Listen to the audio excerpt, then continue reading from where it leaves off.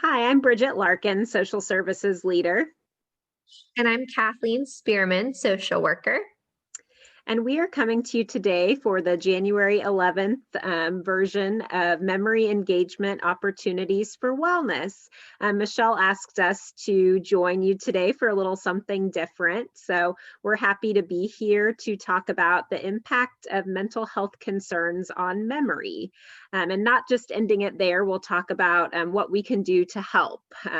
We know there are a lot of negative repercussions with mental health concerns and memory, but there's also a lot of hope and strategies that we can put in place to help us out in these areas. So we're happy to join you today.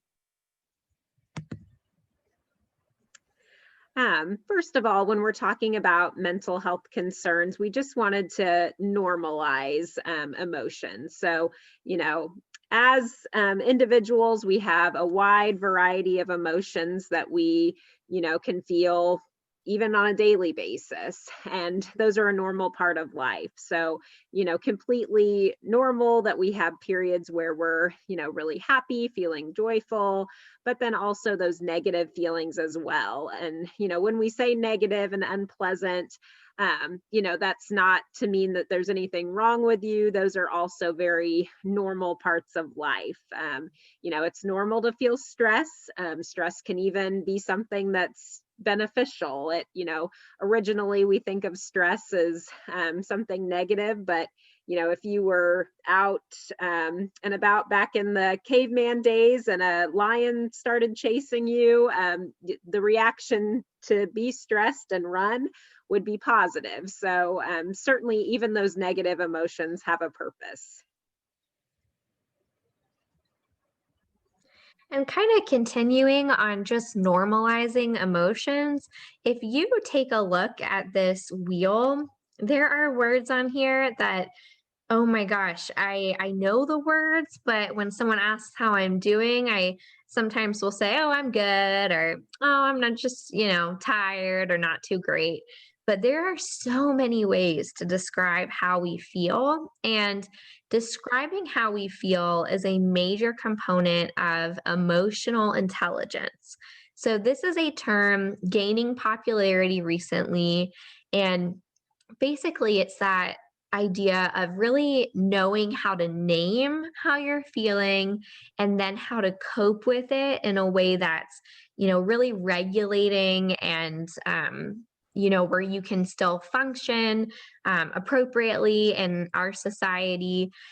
So that's just really interesting. And we're not going to go all the way into emotional intelligence, but definitely that first piece of learning to name how you feel in a more nuanced way can be so helpful. So, you look in the middle of the circle and you've got some of these basic emotions: the happy, surprised, bad, fearful, angry, disgusted, and sad.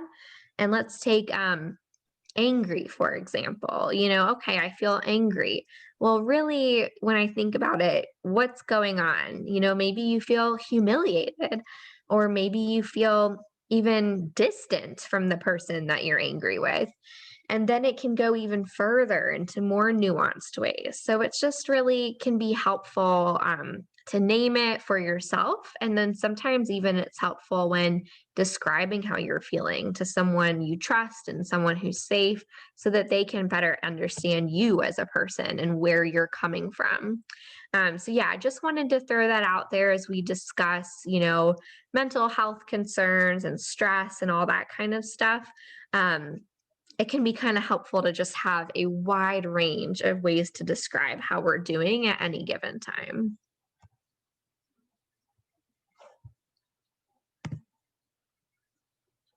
All right. So, kind of getting into the impact of certain emotions and mental health concerns, starting out with stress and anxiety, and really looking, can they change the brain? What's the impact on the brain? So, I'm just going to read a quote here from an article that we found from Harvard Medical School. It's also listed at the bottom if you're interested.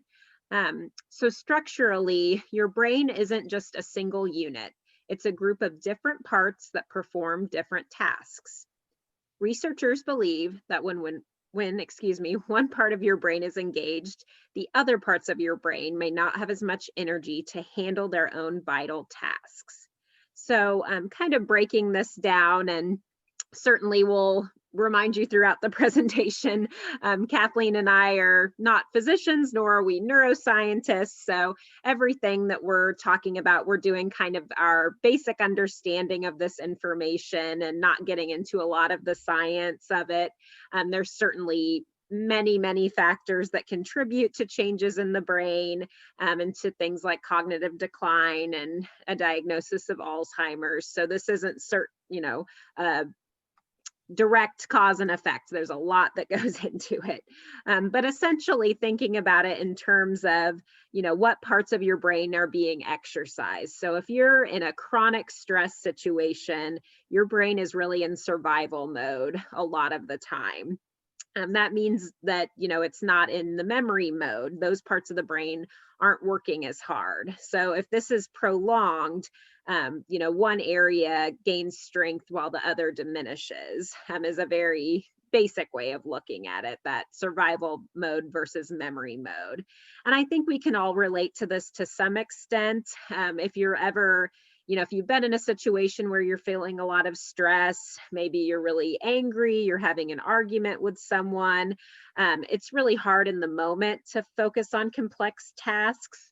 And then also, just having that recall of exactly, what the other person said, what went on during the conversation. It's hard to recall those details when you've been in such a state of high stress, high emotion. So that's, again, just a very rudimentary explanation of kind of those changes, but certainly something we can relate to, at least on an occasional experience, I think, for most of us, but really can be damaging when it's that chronic state or chronic stress.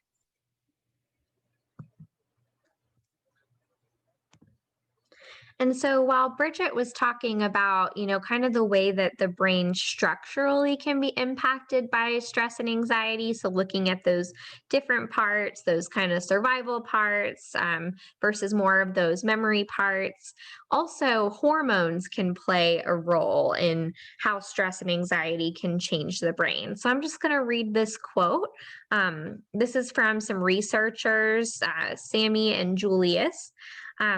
There is a growing body of evidence that increased cortisol may be deleterious for the late life cognitive performance and may be associated with an increased risk for cognitive decline and dementia, in particular, dementia due to Alzheimer's. In patients with Alzheimer's, the increased cortisol at preclinical and early clinical stages is associated with a poorer prognosis and a more rapid decline.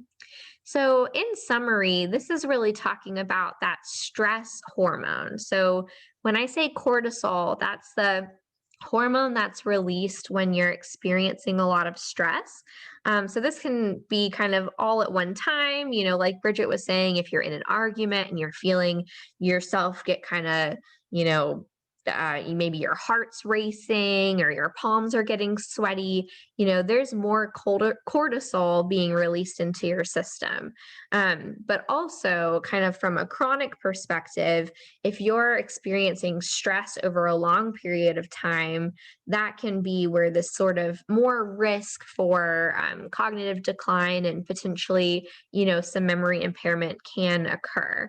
And I'm going to preface this multiple times, but while we're talking about these research, articles and things like that kind of share the negative impact that stress and anxiety can have, we're also going to talk about the opposite, where there can be such a positive impact from doing things that can lessen stress and anxiety. So we will get to the bright side of all of this too. So I am again going to say how Bridget was saying we are not neuroscientists or physicians, but this is a very interesting diagram and explanation of how anxiety and stress play into that cortisol hormone, and that can create a loop where then there's more anxiety and stress. So in this example, saying, chronic stress signs. They give the examples of disrupted sleep patterns, emotional distress. Maybe there's family discord, or gosh, we've been going through a very stressful year. And then poor eating habits. That can increase in glucocorticoids. So I'm not going to go too much into that because that starts to get a little bit more complex. But what we do know is once that happens, it can lead to an impaired regulation of cortisol. Again, that stress hormone.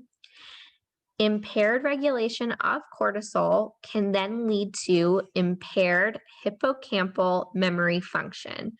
So the hippocampus is a major part of the memory formation function of the brain.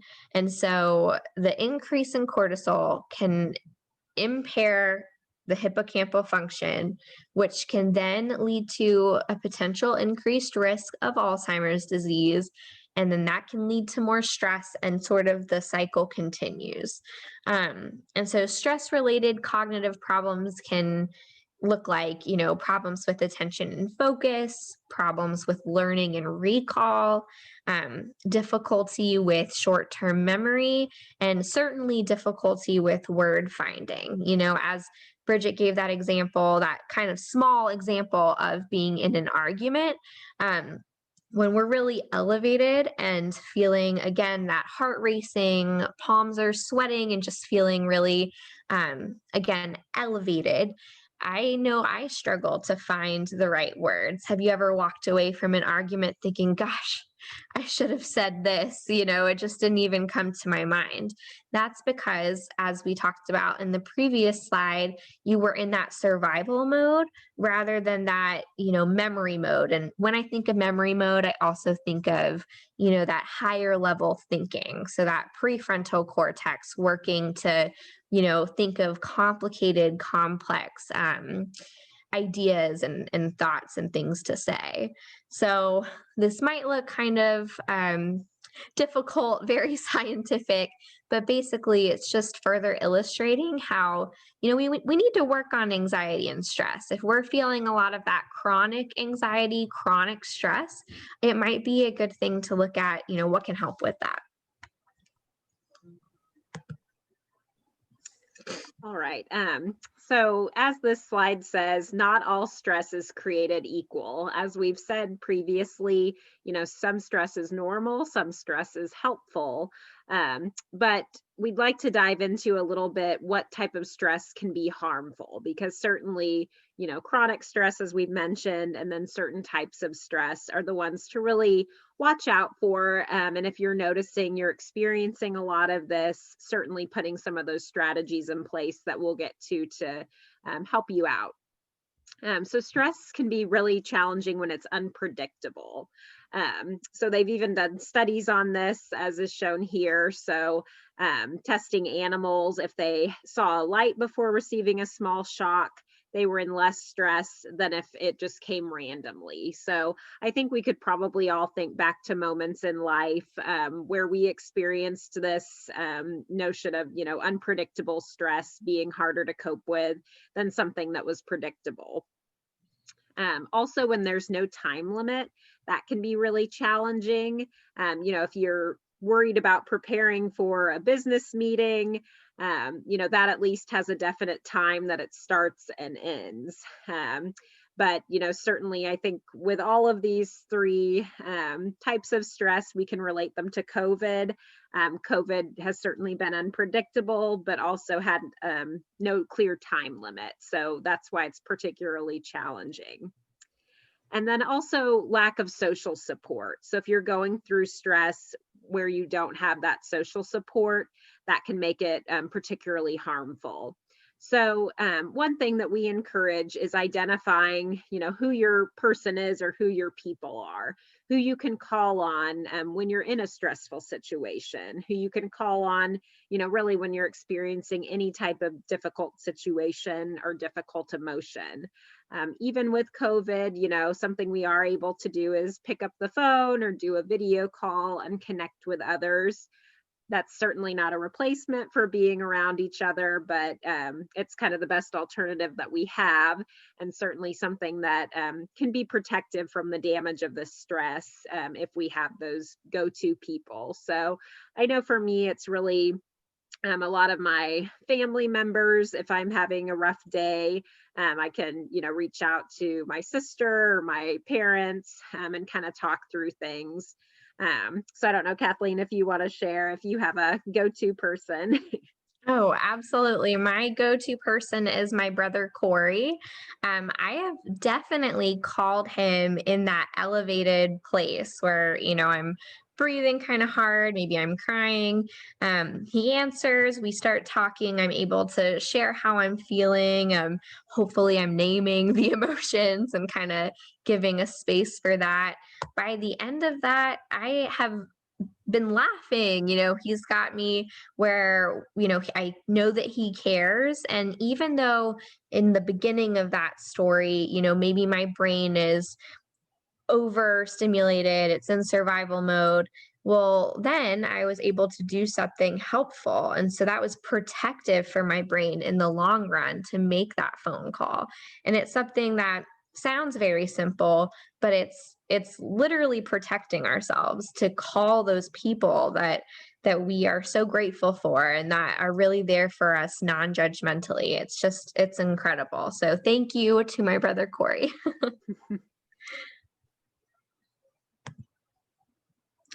All right. So I told you we would get to some more good news. So, brain plasticity. This is a term that is basically describing the brain's dynamic ability to alter its organization and activation throughout one's entire lifetime.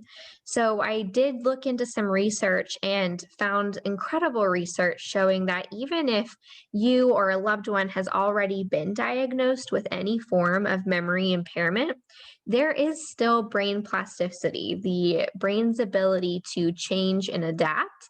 That just might look a little different depending on what stage of the illness that you or your loved one is in.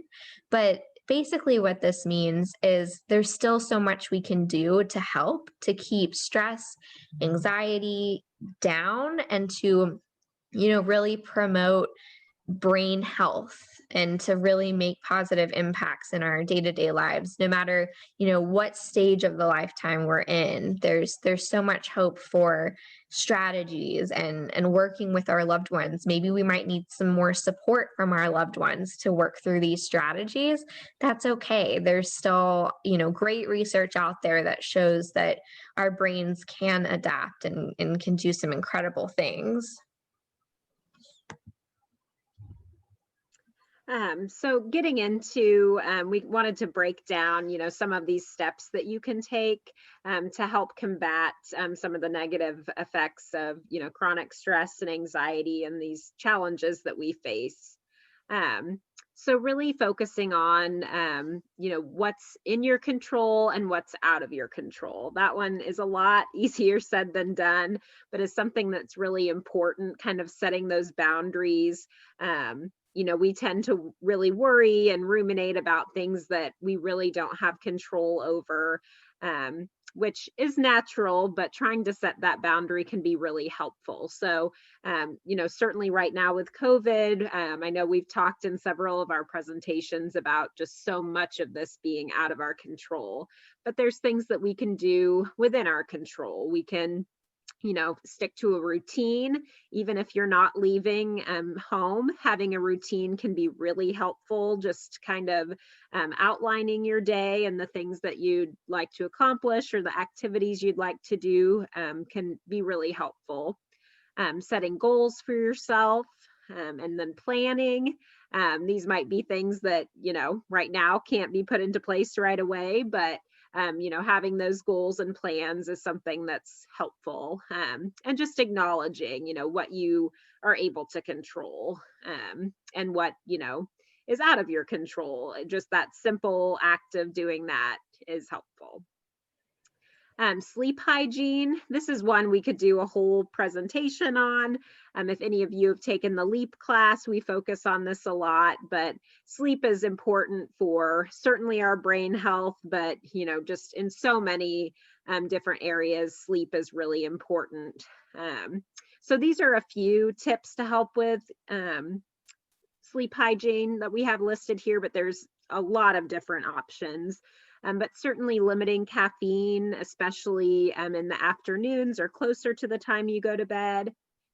Implementing the 15-minute rule. So this is if you've been attempting to sleep for 15 minutes and you're not having luck, maybe getting up and focusing your attention on something else. So that could be starting to read a book, just going to a different location, maybe sitting in a chair somewhere in your home. And then, seeing if just that change will kind of help you fall asleep. And then having a routine for the end of the day to help you wind down. This could be a certain kind of lotion that you like to put on. This could be reading, really looks different for each person. But sleep deprivation is really detrimental to brain health, as this says. It makes parts of the brain that handle higher order functions work less well. So certainly sleep is something that we definitely want to focus on. Also putting in place organization strategies. So this is something that I'm sure Michelle's talked to you about in other MEOW recordings or all of the classes that we offer.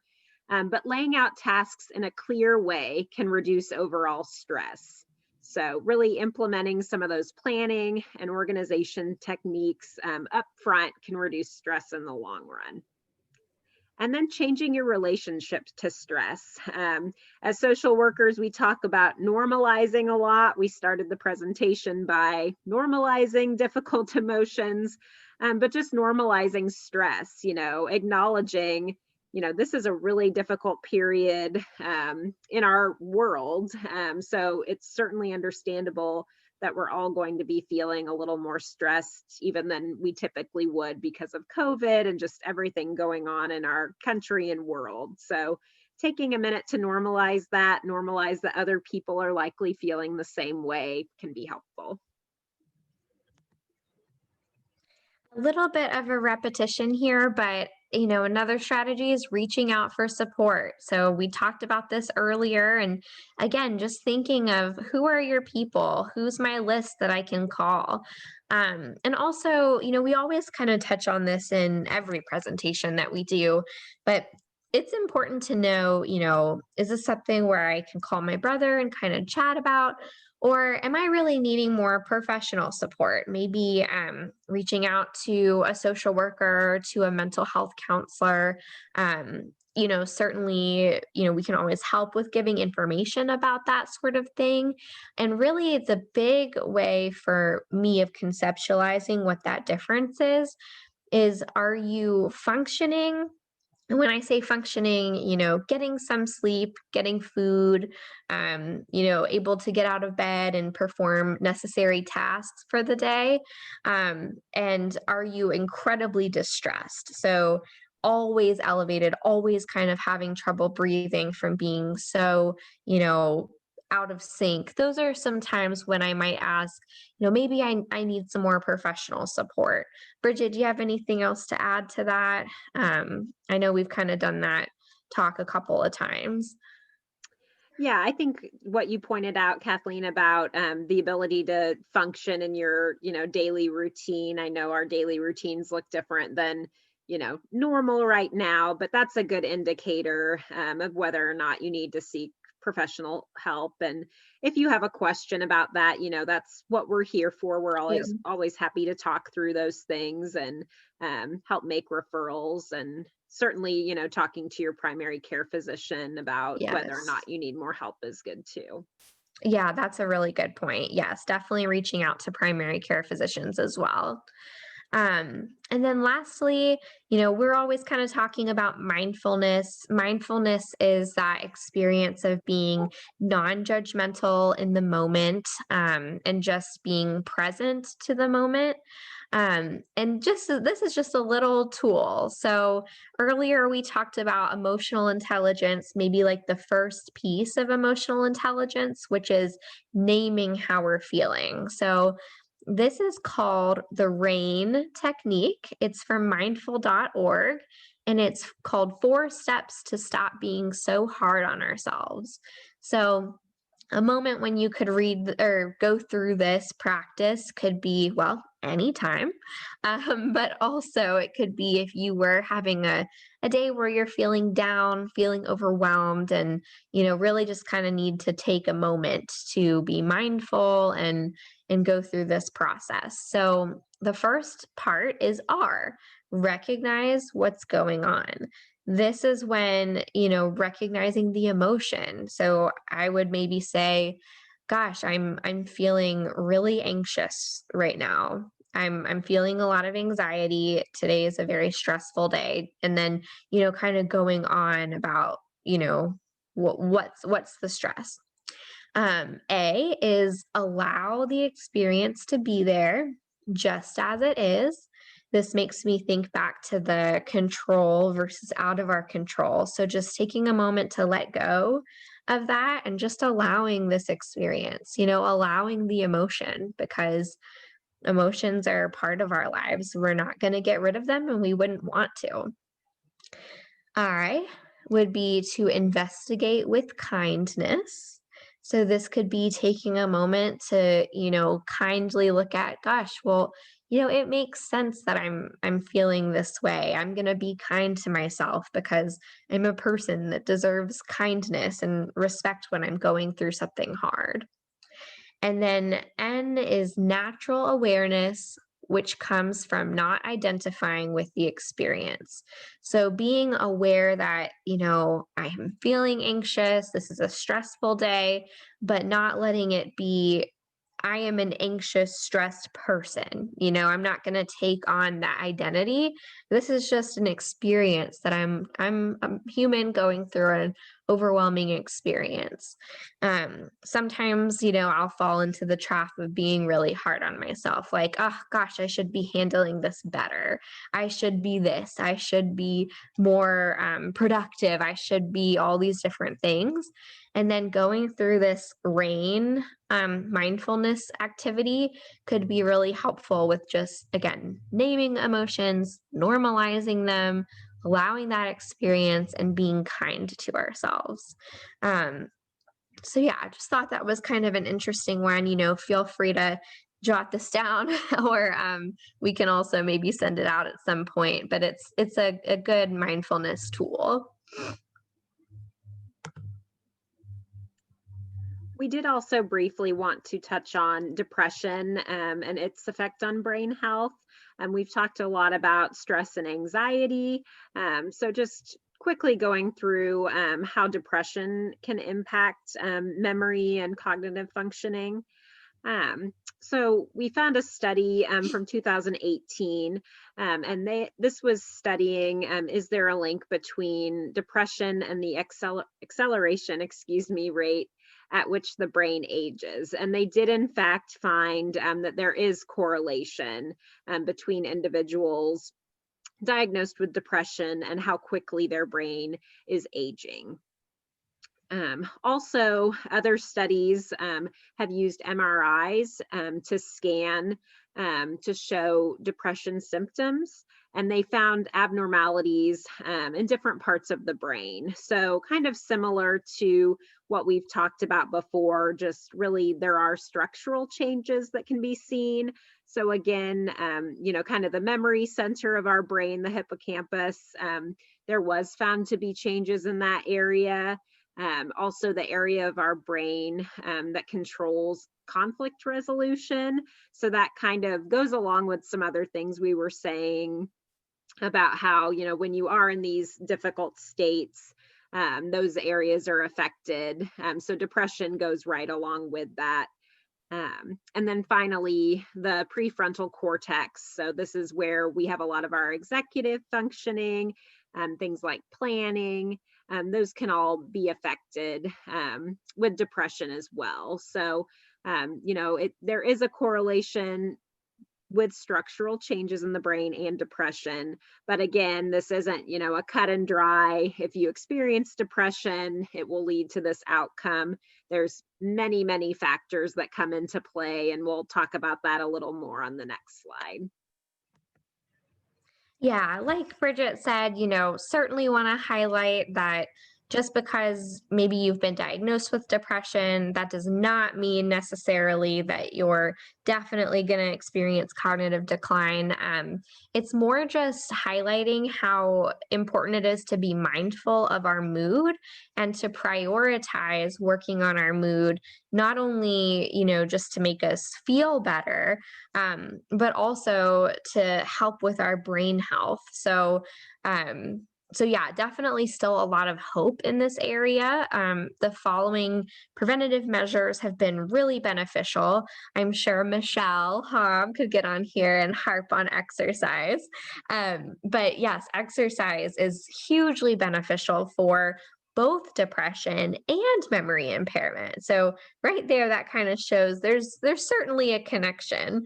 Um, Mindfulness, which we just went through a short mindfulness tool.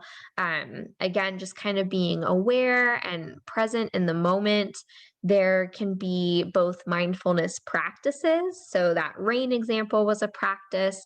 You can also look on YouTube or various apps and websites, and they can have actual recordings that you listen to. And I'll just kind of close my eyes, sit right here in this chair, and listen to a mindfulness exercise. And it's short, but it takes that moment to say, "Hey, I'm going to focus on my brain health right now."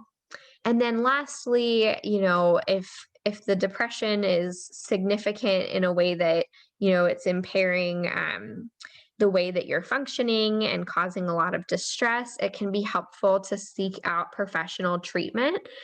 Cognitive behavioral therapy is recommended therapy for depression, and certainly there's lots of different things to talk about when seeking out professional help. So a way to do that would be to reach out to one of us just for more information, as well as to reach out to primary care physicians. Certainly, lots of people that can help both with mental health concerns, as well as, right here, the memory program being that social support for you all. So definitely a connection here, but it's one that can be, really hopeful because there's so many things that we can do.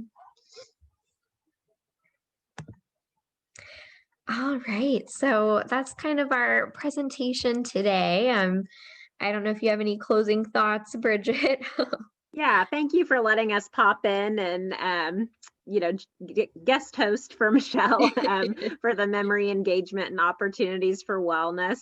We've had fun doing a little research and visiting with all of you this way. Just again to recap, some of our caveats. This was a very simplified version of a lot of these really complex topics. So, certainly don't leave this, thinking that it's inevitable that you're going to have a certain outcome based on what we said. This isn't a substitute for seeing your doctor regularly and reaching out and receiving professional mental health support if needed.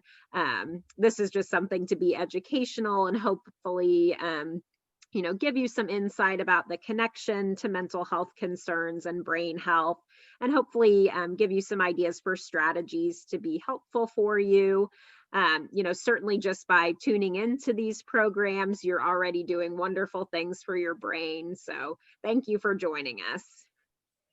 Thanks, everyone. And if you have any thoughts or questions, you can shoot me an email. It's right here at the bottom, kspearman@meadowlark.org. I'd love to hear if anyone has any comments or questions that we could maybe touch on at a later date. So thanks, everyone.